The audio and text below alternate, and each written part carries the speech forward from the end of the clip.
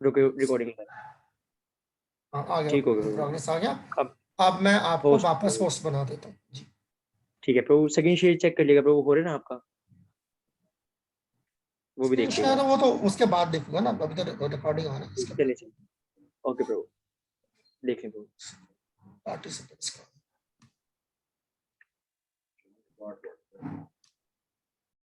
Participants में ये कहाँ गए हमारे सुनील,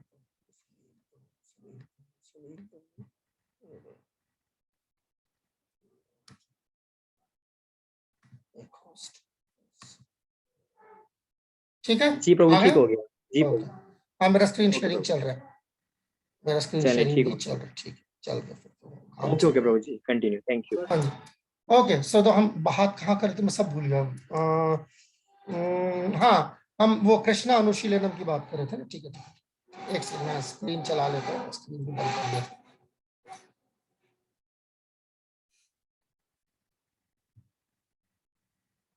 स्पीड ना बहुत रुक जाती है ऐसे बीच में कुछ, एनीवे तो ठीक है। सो ये देखिए तो अनुकूलस्य कृष्णा अनुशीलनम जो हम बात कर रहे थे कि कृष्णा अनुशीलनम हो सकता है मगर वो अनुकूल नहीं है, यानी कि वो फेवरेबल, यानी कृष्णा के ख्वाहिशात के मुताबिक नहीं है, तो उसे हम भक्ति नहीं कह सकते, ये फर्क है।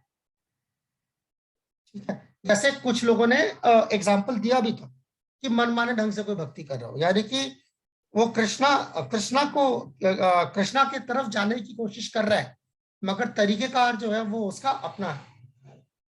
और यहाँ पर फेवरेबल का मतलब है रवैया, जो हम बात करते हैं दोस्ताना रवैया। जरूरी नहीं, हो सकता है कि मेरा रिश्ता कृष्ण के साथ जो है वो नौकर का हो मगर मेरा रवैया जो है कृष्ण के साथ वो दोस्ताना है। दुश्मन नौकर तो नहीं हो सकता, या हो सकता है? किसी के साथ आपकी दुश्मनी है उसके नौकर हो सकते हैं आप? मतलब जब तक ऑब्वियसली आपके मन में जो है कोई चोर ना बैठा हो। क्या ख्याल है आप लोग का, हो सकता है?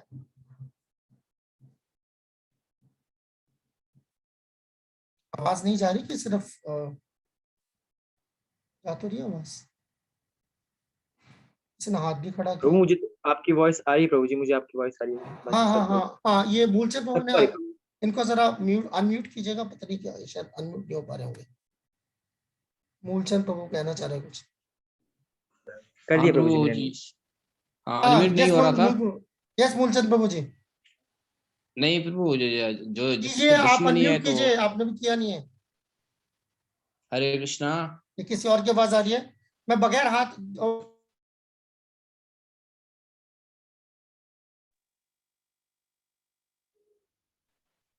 हरे कृष्णा मूलचंद प्रभु, प्रभु आवाज आ रही है फरमाइए। मेरी? मुझे नहीं हो सकती। ओके ठीक है चलो, खत्म हो गया, बात ही खत्म। तो ये यानी कि रवैया आपका दोस्ताना होगा, इसे कहते हैं आनुकूल्य। फिर कृष्णा अनुशीलन, ठीक है। अनुशीलन का जैसे मैंने मतलब बताया कि प्रैक्टिस करना। तो ये तीन जो है ये बुनियादी शर्तें हैं, ये तीन बुनियादी शर्तें हैं भक्ति की। इन तीनों में से एक भी गायब है तो भक्ति मुमकिन नहीं है। ठीक है, भगवान गायब है तो भक्ति मुमकिन नहीं है, आपका दोस्ताना रवैया नहीं है तो मुमकिन नहीं है, और भगवान तक जाने का जो तरीकेकार है अनुशीलनम वो नहीं है तो मुमकिन नहीं है। इन तीनों चीजों का होना जरूरी है साध्य के साथ, ठीक है? साधन के अंदर, साध्य और साधन जिसको कहते हैं। और ये साध्य साधन क्या है, वो साधक के साथ है। आप जो प्रैक्टिस कर रहे हैं, हम जो प्रैक्टिस कर रहे हैं, जो भक्ति करने की कोशिश कर रहे हैं हम लोग, ऐसा देखिए ये भी क्या है ना, आमतौर पर जैसे हम आप आमतौर पर जब हम बात करते हैं, ठीक है, तो बहुत आम तरीके से जो जब हम एक दूसरे के लिए जो है जब हम ये इस्तेमाल करते हैं कि जी भक्त है, तो दरअसल जो ज्यादातर बेशतर जो हमारे यहाँ पर इस्कॉन के अंदर जो मेंबरान है वो साधक है। ठीक है, साधक भक्त कह सकते, साधक कह सकते, जो साधना भक्ति कर रहा है वो साधक है। ठीक है, तो इसलिए बेसिकली जो टर्म इस्तेमाल होती है इसके लिए वो दरअसल साधक होती है, साधक भक्त। ओके, अब आ जाते हैं ये इन तीनों चीजों को मिला के होता है स्वरूप लक्षण, यानी बुनियादी जो लक्षण है, बुनियादी जो शर्तें। अब इसको कहते हैं तटस्थ, यानी कि सेकेंडरी। इसके साथ ये हो तो अच्छा, ये तीन मिला के इसे भक्ति कहते हैं। इनमें से कोई भी एक शर्त अगर नहीं मौजूद है तो उसको भक्ति नहीं कह सकते। अब हमने बात करी थी शुद्ध भक्ति की, ठीक है, ये भक्ति है। अब शुद्ध कब मानी जाती है? जब इसमें ये दो चीजें जुड़ जाए, अन्याभिलाषित शून्यम ज्ञान कर्मादि अनावृत। ये वही श्लोक है, ठीक है। ये दो हिस्से जब जुड़ते हैं तो ये उसको भक्ति को शुद्ध भक्ति बनाती है। अगर ये तीनों चीजें, ये दोनों चीजें नहीं है तो तब भी भक्ति है, मगर अभी शुद्ध नहीं है। मगर आपको अगर खालिस भक्ति चाहिए तो शुद्ध चाहिए तो वो अन्याभिलाषित शून्यम और ज्ञान कर्मादि अनावृत, ये इसकी शर्त। अब ये क्या बला है? अन्याभिलाषित शून्यम का मतलब जो हमने पहले बात करी थी कि आपके अंदर जो है कोई दुनियावी ख्वाहिशात ना हो। ऐसा नहीं कि ख्वाहिशात ना हो, वो कह रहे दुनियावी ख्वाहिशात ना हो, ठीक है। और दूसरा क्या है? ज्ञान कर्मादि अनावृतम, वही जो हम बात करते कि यानी कि जो वो निर्विशेष निराकार वाला जो ज्ञान होता है भगवान का, वो और कर्मकांड वगैरह इन चीजों से जो है आप ये इसका आपके ऊपर जो है कवरिंग ना हो, इससे आप ढके हुए ना हो। अनावृतम, आवृतम का मतलब होता है ढके रहना, ढकना, किसी चीज को ढकने को आवृतम कहते हैं। और अनावृतम का मतलब है ढक्कन हटा देना। जैसे कि आपने चादर ओढ़ रखी, अब मैंने आपकी चादर हटा दी, ठीक है, तो अनावृत, यानी कि ये दो चीजें ना हो इसके अंदर। एक दुनियावी ख्वाहिशात जो है उस तरीके से ना हो, और ज्ञान निर्विशेष निराकार वाला जो भगवान का ज्ञान है और कर्मकांड वगैरह, इसका पर्दा आपके ऊपर ना पड़ा हो, बस सीधी साफ बात। इससे ये भक्ति शुद्ध भक्ति कहलाएगी, ठीक है। अच्छा, जीरावानी जी अपना हाथ खड़ा किया, जी फरमाइए। प्रभु ये कर्म कांड को थोड़ा समझाएं, वो तो एक निर्विशेष कर्मकांड का क्या समझ होता है? में आ गया। ओके, इसका थोड़ा खुलासा और ओके, बोले, ठीक है, सही बात थोड़ी ऊपर से घूम रही है। ठीक है, ठीक है, ठीक है, ठीक, मैं ठीक है, बिल्कुल। मैं यही चाह रहा था कि कहीं पे भी अटक कर बिल्कुल पूछ लीजिए, क्योंकि ना अभी शुरुआत में सब नए नए टर्म्स होंगे आप लोगों के लिए, धीरे धीरे फिर ये आसान। कर्मकांड का मतलब होता है वेदों शास्त्रों में ऐसे कई जो है आपको नुस्खे बताए हुए हैं जिससे आप स्वर्ग जा सकते हैं इस दुनिया में। जैसे आप जो है अपनी बेहतरी कर सकते हैं, मादी बेहतरी, दुनियावी बेहतरी, ठीक है। सो इसका उसका लेना देना जो है भगवान के पास जाने से नहीं होता, इस दुनिया के अंदर कैसे आप खुश रह सकते हैं उससे इसका सारा ताल्लुक होता है। तो इस चीज इसके जो इसको करने के कुछ वैदिक तरीके बताए गए। तो वेदों में ज्यादातर, और वो जो वैदिक जो तरीके बताए, तरीकेकार जो हैं वो ज्यादातर देवी देवताओं के भक्ति पर आधारित। देवी देवताओं की पूजा करने से जो है आपको वो दुनियावी ऐशो आराम जो है, दुनियावी वो सहूलतें जो है वो मैसर होती हैं। लिहाजा देवी देवताओं की पूजा दी हुई जो इस दुनिया में रहना चाहते और इस दुनिया के अंदर सुख से रहना चाहते, जो भगवान के पास नहीं वापस जाना चाहते, यानी कि जो इस जन्म मृत्यु के जो चक्कर में जो है रहना चाहते, उन तरीकों को, उसके अंदर यज्ञ हैं, उसके अंदर अलग अलग तरह के दान होते हैं, ठीक है, उसके अंदर भी कुछ अपनी तपस्याएं होती हैं। तो ये सारी चीजें जो है वो आपको इस दुनिया में रखती है, तो उसे कर्म कांड कहते हैं। यानी कर्म कांड का मतलब कि कर्मों के द्वारा जो अपने कर्मों को बेहतर करना, बस। और कर्म बेहतर करेंगे ताकि उसका फल बेहतर है, मगर रहेगा वो इसी दुनिया के अंदर, उसी के जेर असर रहेंगे आप, ठीक है। जीरावानी जी ठीक है? जी जी, ओके प्रभु, ओके, धन्यवाद। ठीक है, मूलचंद जी ने हाथ खड़ा किया, जी फरमाइए, फिर मैं आगे जाऊंगा।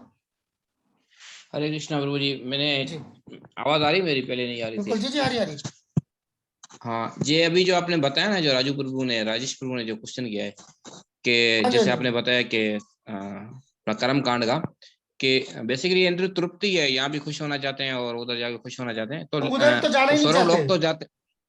उधर नहीं जाना चाहते, यही खुश होना चाहते हैं। स्वर्ग लोग भी यही है ना, हाँ, स्वर्ग लोग ये जो तो है। स्वर्ग लोग जाते तो, जी मेरा जो क्वेश्चन है, देवताओं के पास जाते तो हैं जी जी अपना अपना कर्म कांड के जरिए, जी। लेकिन जो उनके लेकिन उनके जो पाप हैं तो उनकी पनिशमेंट वो कहाँ मिलेगी? वहां तो मतलब बाद में मिलेगी, अपना। पहले मिलेगी या बाद में मिलेगी? मिलेगी जरूर।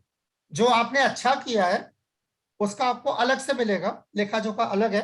और जो आपने बुरा किया है उसका लेखा जोखा अलग है। वो आपस में कैंसिल नहीं हो जाता। ऐसा नहीं है कि आपने 5 अच्छे काम करे हैं, 3 बुरे काम करे हैं, तो 5 से या 3 माइनस करवा लिए, 2 अच्छे काम रह गए, पुण्य चले से तो गए। पाप खत्म नहीं होते। नहीं यस। नहीं नहीं, दोनों का अपना अपना हिसाब है।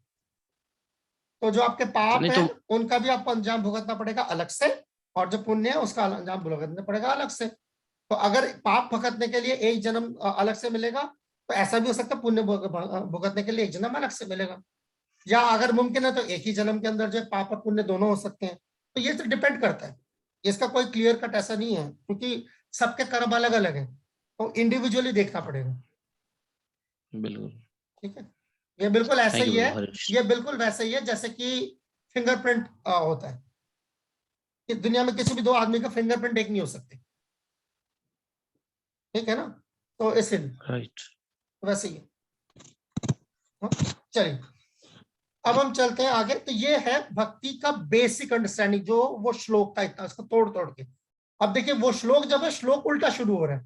श्लोक शुरू हो रहा है नीचे से, अन्याभिलाषित शून्यम ज्ञान कर्माद्यनावृतम आनुकूलेन कृष्ण अनुशीलनम भक्तिरुत्तम।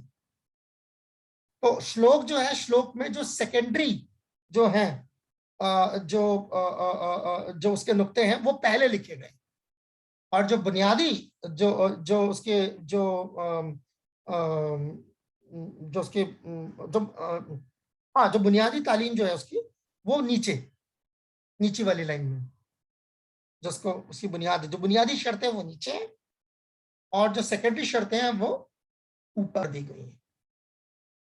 ठीक है, ओके। अब मैं यहां से आगे चलता हूं।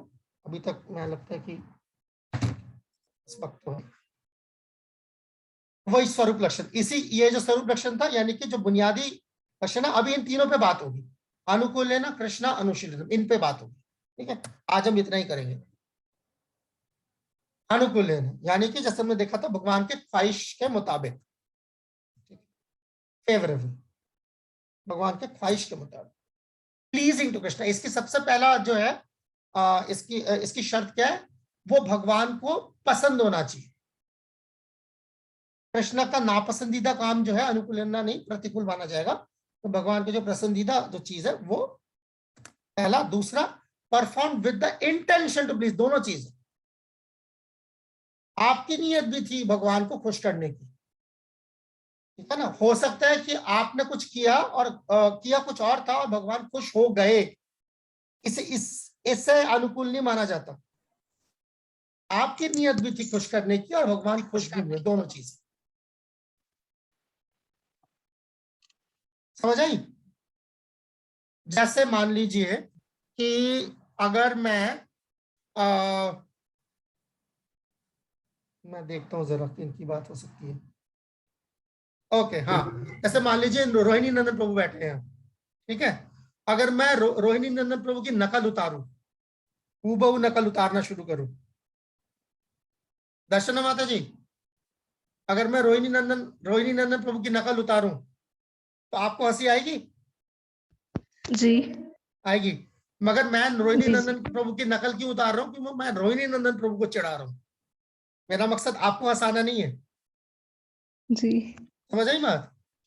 जी जी मैं जी कैसे, ये इस तरीके से। जी तो जब मैं किसी की नकल उतार रहा होता हूँ, जो देख रहा होगा जिसकी मैं नकल उतार रहा हूँ, उसे पता लग जाए, उसके तो वट चढ़ जाएंगे और बाकी सब पेट पकड़ के हंस रहे होंगे। तो इसका मतलब मेरा जी जो मकसद था रोहिणी नंदन प्रभु की नकल उतारने का, वो दरअसल रोहिणी नंदन प्रभु को चिढ़ाना था। मगर नतीजा क्या निकला कि सब हंस रहे। यानी मेरी नीयत उल्टी थी। मगर आप खुश हो गए। जी प्रभु जी। तो ये इससे काम भी चलेगा। अगर सिर्फ ये है कि भगवान, अगर ये सिर्फ इतना होता ना,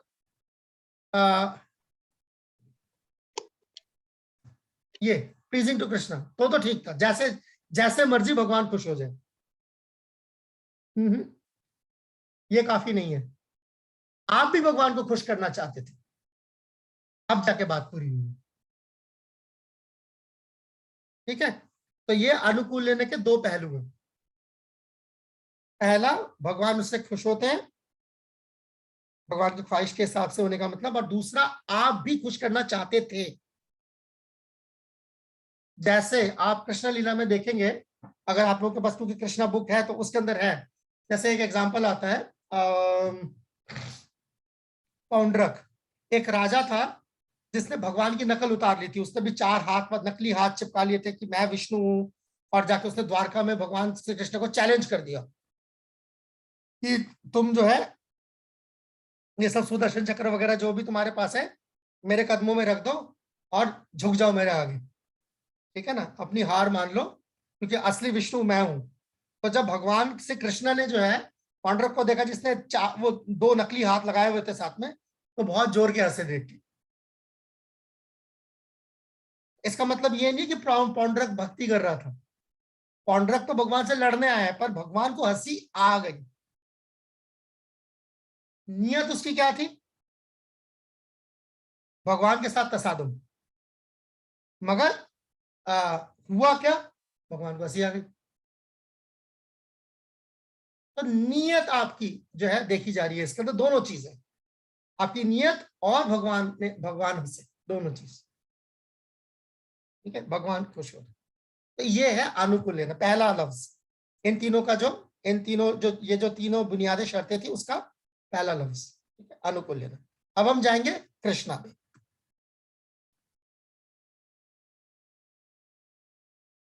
कृष्णा का मतलब यही जो आपके क्या कहते हैं,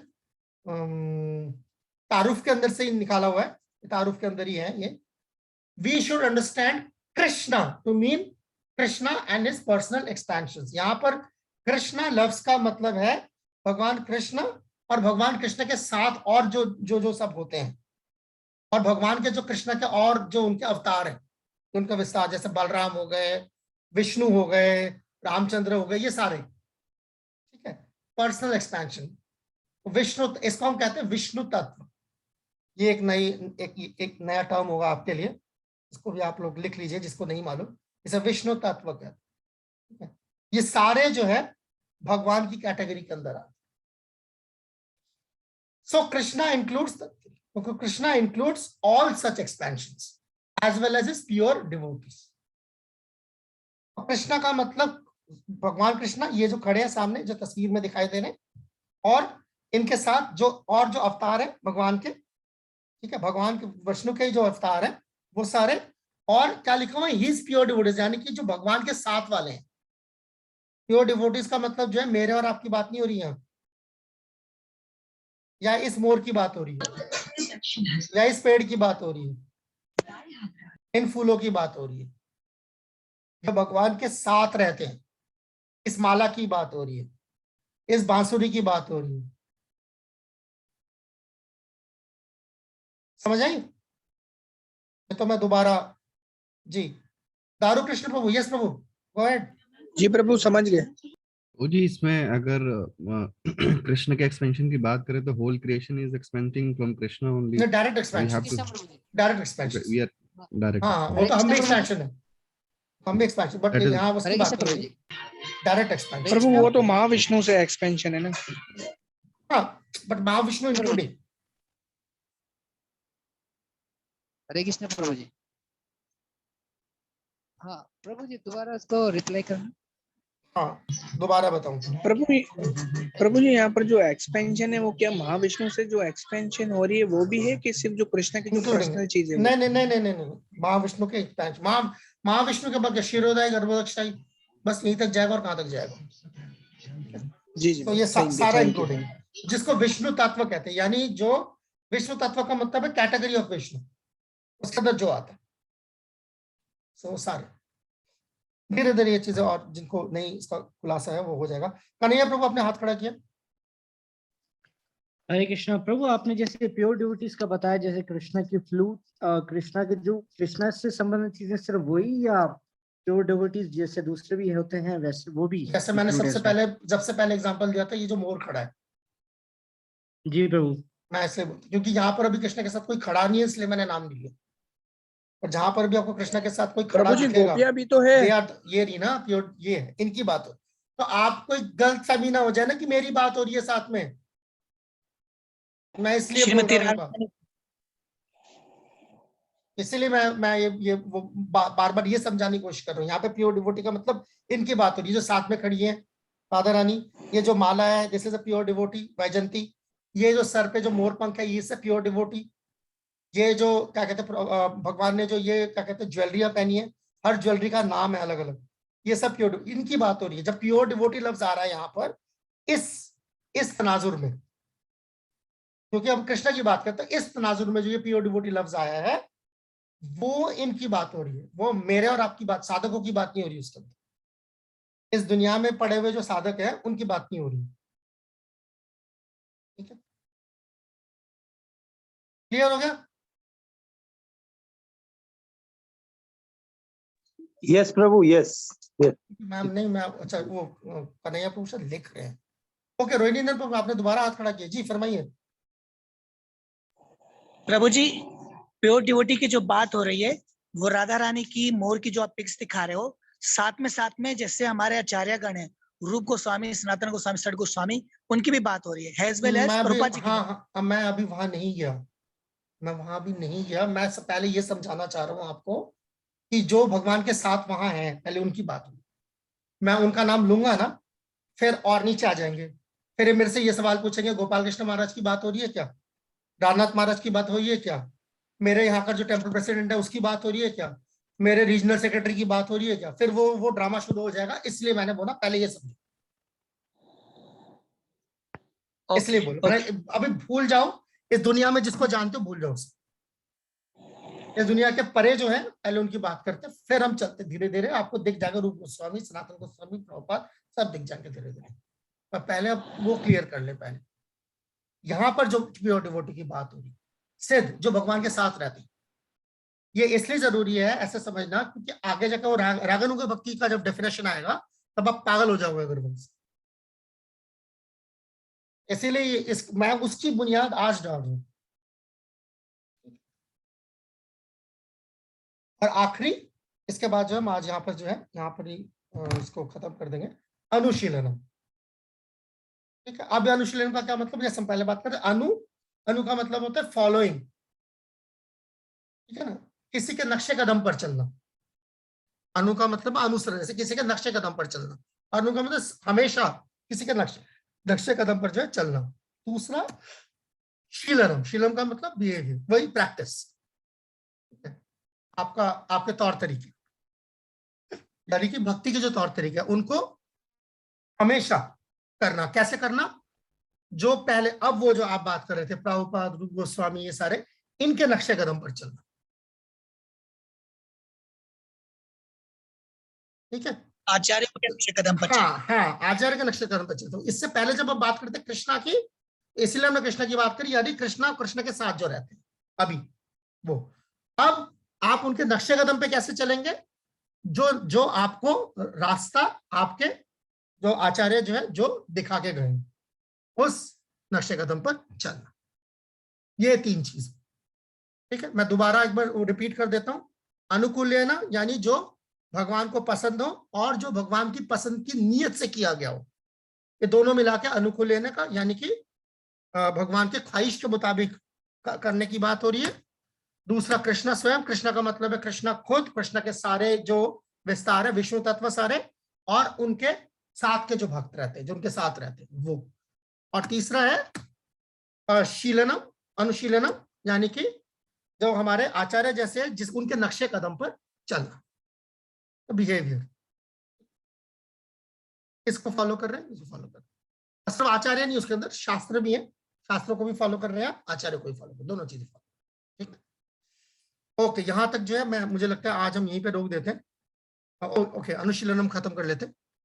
ये देखिए, यहाँ प्रभुपाद ने यही जो आपका जो वो है तारुफ है, तारुफ के अंदर से मैं उठा रहा हूं। The particular word use by Srila Rupa Goswami in this connection is anushilan, यहाँ तारुफ के अंदर है। यहाँ पर रूप गोस्वामी ने ये लफ्ज इस्तेमाल किया है खास तौर पर अनुशीलन। अनुशीलन का मतलब क्या? Cultivation by following the predecessor acharya. वही वाली बात कि एक कल्टीवेशन करना, यानी कि जिसको आप क्या कहते हैं, जैसे खेत में जो है हम जोतते, खेत जोतते, तो उस तरीके से, ठीक है ना। और जैसे कि हमारे पहले के जो आचार्य, हमारे आचार्य जो गए हैं, वो उन्होंने जो रास्ता में दिखाया उस नक्शे कदम पर चले।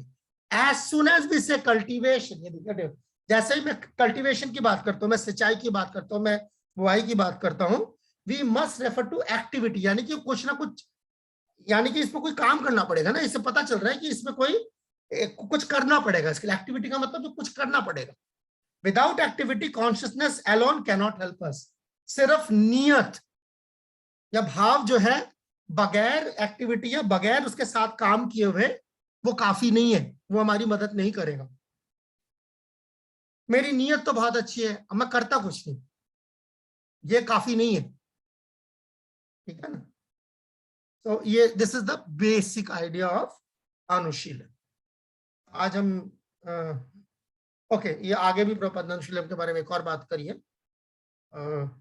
ये प्रभुपाद की जो बैक टू गॉडेड मैगजीन छपी 1960 में मैगजीन छपी थी, यानी कि इस्कॉन बनने से पहले।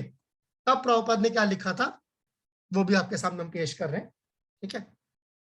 ये किताब में नहीं है, ये सब कुछ आपको मिल जाएगा जब आप लोग वीडियो देख रहे होंगे, तो वीडियो में सब कुछ होगा, तो वहां से आप चाहे तो आप लोग तब इसकी फोटो भी खींच सकते हैं, जो आपको जो जैसा आपको ठीक लगे वैसा कर सकते।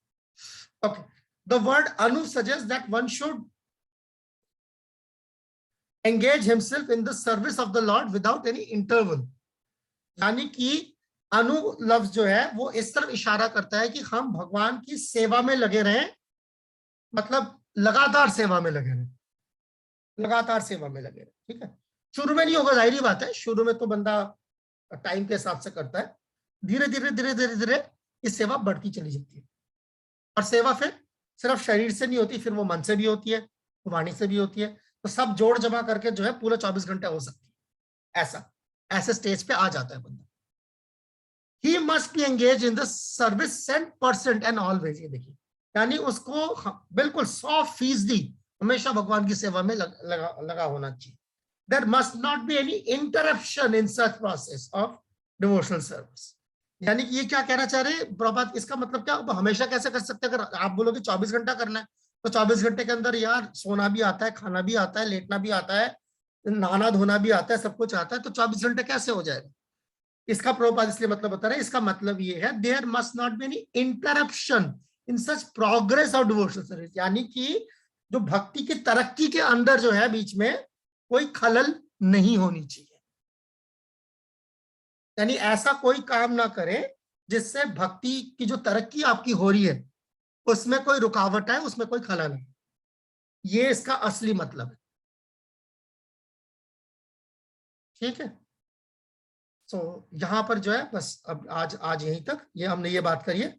अनुकूलेन कृष्णानुशीलेन भक्ति, ये जो इतने देर से हम कर रहे थे कि भक्ति की जो प्योर डिवोटी जो है, इसका क्या मतलब है कि his service is favourable and relation to Krishna, कि उसकी जो सेवा है वो भगवान के ख्वाहिश के मुताबिक है हमेशा, और कृष्ण कृष्ण के लिए है, ठीक है, कृष्ण के लिए।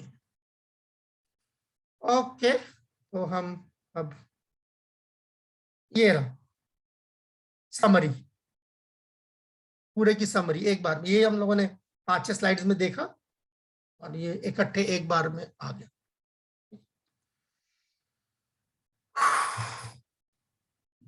ओके, हमारे पास अभी 2-3 मिनट है। अभी किसी के कोई सवाल है तो पूछ लीजिए, तथा हम कल करेंगे। दारू कृष्ण प्रभु ने हाथ खड़ा किया है जी। प्रभु जी, रोहिणी नंदन प्रभु का भी हाथ खड़ा हो गया। यस, दारू कृष्ण प्रभु, गो अहेड। You पिछली बार खड़ा किया था, I got my answer, thank you। अच्छा, फिर प्लीज आपका हाथ लो कर लीजिए, वो सबसे पहले ना वही दिखाता है जिसने हाथ खड़ा किया, क्योंकि मेरे यहाँ पे स्लाइड खुला हुआ है तो मैं देख नहीं पा रहा। अच्छा अब मैं कर सकता हूँ, मैं एक काम करता हूँ, मैं इसको व्यू को उसमें ले लेता हूँ, गैलरी में ले लेता हूँ, मुझे सब लोग दिख जाएंगे एक बार। ओके ओके, पहले रोहिणी नंदन प्रभु, फिर मूलचंद प्रभु। जी फरमाइए रोहिणी नंदन प्रभु। अनुशीलन का हम ये भी ले सकते हैं कि जैसे इस्कॉन रूप गोस्वामी जी के अनुयायी है और हम अनुशीलन उन्हीं की भक्ति वही मतलब इस्कॉन है, पालन कर, वो वही मतलब है एक्चुअली। तो वो हाँ, क्योंकि जब ये डेफिनेशन रूप गोस्वामी ने लिखी है तो ये रूप गोस्वामी से पहले की डेफिनेशन है, पुराणों से आई हुई है, तो उसके अंदर तो उस तरीके से रूप गोस्वामी का नाम नहीं है इसलिए। तो मगर आपका जो आपने जो समझ है, आपकी समझ ठीक है, समझ यही है। इस्कॉन के हिसाब से कहा, इस्कॉन हम उन्हीं के अनुशीलन है। आचार्यों के ऑब्वियसली इस्कॉन कुछ अलग नहीं है, इस्कॉन को अपने आचार्यों से जो है जुदा नहीं है। फिर तो हमारे में और वो सब जो मायावादी होते हैं उनमें क्या फर्क है? वो भी इसी का दम भरते हैं कि हमारे गुरु जो अपने आप में जो नायाब चीज है, हम कोई नायाब चीज नहीं है, हम कोई अनोखे चीज नहीं है। हमारा अगर कोई अनोखापन है वो यही है कि हम अपने पिछले जो आचार्य हैं उन आचार्यों के नक्शे कदम पर चलते हैं, यही हमारा अनोखापन यही हमारी खासियत है। ठीक है, ओके मूलचंद जी। हरे कृष्णा प्रभु जी। मैंने प्रभु लीला अमृत कोर्स में जो है वो सुना था कि जो लोग इस्कॉन को नहीं मानते हैं वो इट मींस वो कृष्णा को ही नहीं मानते हैं, तो इसमें थोड़ा सा एक्सप्लेन कीजिएगा। दूसरा आपने कहा ना कि कृष्णा लीला कोर्स में ऐसा सुना है आपने? यस, जो इस्कॉन को नहीं मानते वो कृष्णा को ही नहीं मानते। नहीं, मैं इस राय से इत्तेफाक नहीं रखता। और दूसरा ये कि जैसे आपने कहा कि अपना भगवान की ख्वाहिश के मुताबिक मतलब काम करेंगे तो फिर वो भक्ति है जी। तो इसमें थोड़ा सा एग्जांपल दीजिएगा काइंडली। जैसे मैंने एक एग्जांपल दिया कि अगर भगवान के ख्वाहिश के मुताबिक नहीं है तो क्या होगा, मैंने इसी का उलट एग्जांपल दिया था। जैसे वो मैंने पाउंडर का एग्जांपल दिया था, या उससे पहले जैसे मैंने ये एग्जांपल दिया था कि अगर मैं रोहिणी नंदन प्रभु को चिढ़ाऊं तो आप हंस रहे हैं, मगर मेरा मकसद जो है रोहिणी नंदन प्रभु को परेशान करना था, आपको हंसाना नहीं था, आप तो हंस पड़े। तो यानी कि आपके किसी कारनामे से जो है, आपकी किसी कारकर्दगी की वजह से भगवान खुश हो गए, मगर आपकी नियत भगवान को खुश करना नहीं था, आप तो अपना काम कर रहे थे। तो ये दोनों अलग अलग बात है। आपकी नियत होनी चाहिए क्या भगवान को खुश करना चाह रहे हैं। जैसे कि मैं बता रहा हूँ, जैसे कि क्या कहते हैं, अभी जैसे 3-4 दिन बाद एकादशी है, तब हुआ क्या कि मैं एक ऐसे जगह पे था जहां मुझे खाना तो दूर की बात है, पानी में नसीब नहीं हुआ, ठीक है ना, मेरी जान बच गई बस। तो अब भगवान हो सकता है ले कि चलो यार एकादशी का फल इसे दे देते, पर आपने एकादशी नहीं रखी थी, आपका बस चलता तो आप वो पकवान खाते बैठ के। अब ये तो बस नहीं चला ना आपका, आप रेगिस्तान के बीच पे थे, ये है मतलब उसका। ठीक है, अजामिल का भी ले सकते हैं इधर, ये अजामिल भी समझ, अजामिल ने नारायण तभी अजामिल को जो है क्या कहते हैं उसके बाद भक्ति करनी पड़ी, अजामिल को उसके बाद भक्ति करनी पड़ी। अजामिल ने भक्ति कर नहीं रहा था उससे पहले। Good, Ajamil is a good example, Ajamil is a good example. ठीक है, थैंक यू। ओके, तो वक्त बुरा हो चला है, तो आप सबका बहुत बहुत शुक्रिया।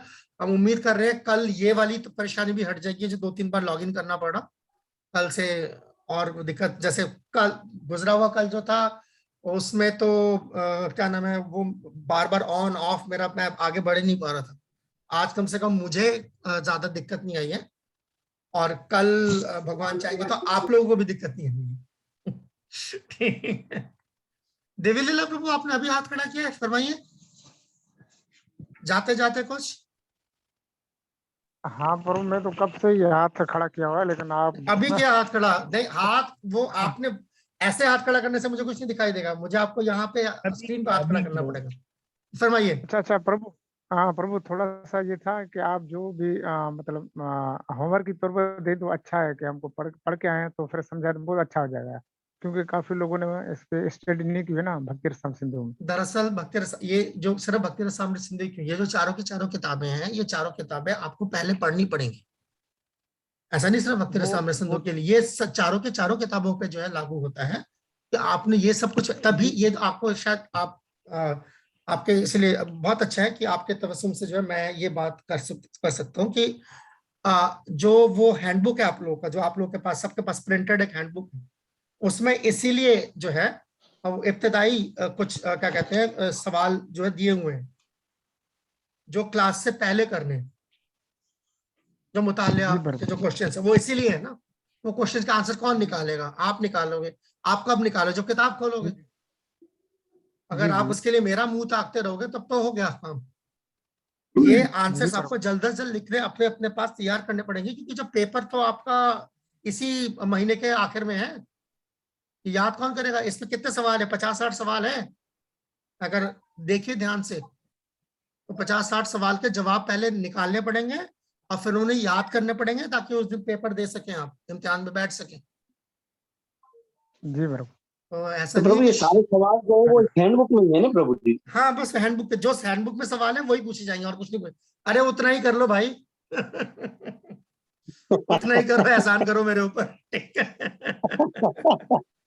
ठीक है, ओके। तो आप सबका बहुत बहुत शुक्रिया। हरे कृष्णा। कल मिलेंगे। हरे कृष्ण। जय। जय